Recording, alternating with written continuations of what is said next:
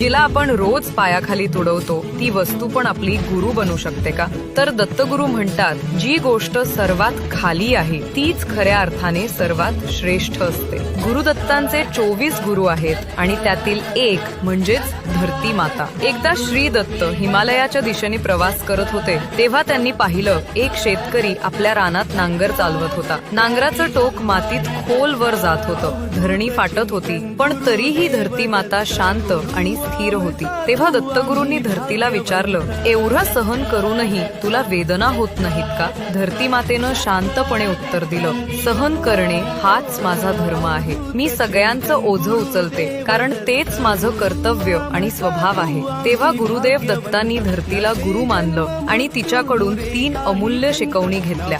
धैर्य, आयुष्यात कितीही वेदना आल्या तरी न डगमगता स्थिर राहावं. क्षमाशीलता, ज्यांनी आपल्याला दुःख दिलं त्यांनाही माफ करून पुढे जात राहावं. निस्वार्थ सेवा, कोणतीही अपेक्षा न ठेवता प्रत्येकाची मदत करत राहावं. म्हणूनच म्हणतात, धरती ही केवळ माता नाही तर श्री दत्तांची प्रथम गुरु आहे. श्री